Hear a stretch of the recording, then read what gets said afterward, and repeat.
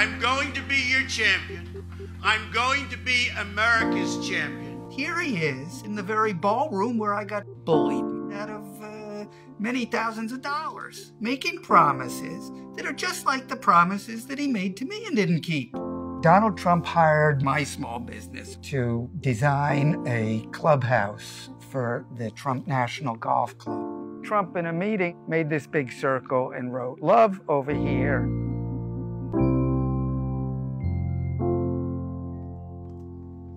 I've built an extraordinary business on relationships and deals that benefit all parties involved. I sent a bill. It wasn't paid. The Trump organization said they would meet me at the clubhouse. There were probably 15 Trump organization people. They were going to offer me way less than half, barely a little more than a third of what we had built. I felt humiliated because here I was in the ballroom that I worked so hard to design, and they basically ganged up on me. I didn't feel that I had a lot of choice but to accept their lowball offer. You know, I had already paid out that money. That was money gone. That was just absorbed by me personally. So we sent that invoice, and it wasn't paid. I went and I met with Mr. Trump in his office, and he said, "You know, I really don't think I should pay anymore because I spent too much on this building." I had already accepted less than the total monies due to my firm. And he basically said he only wanted to pay me half of that amount.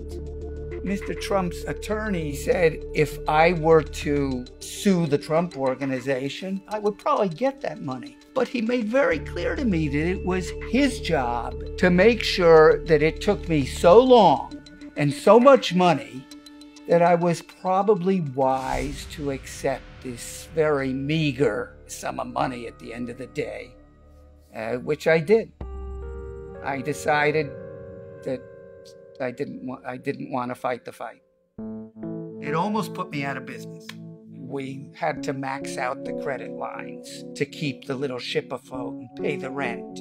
And I made virtually zero money for a couple of years and lived on meager savings that were supposed to be for my son to go to school to keep from folding.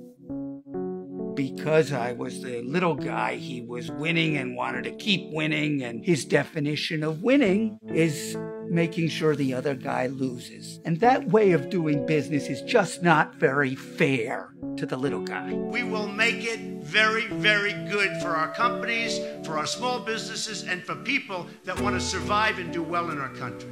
You can't run a country the way Mr. Trump has run his businesses. He has hurt small business, and he hurt my small business.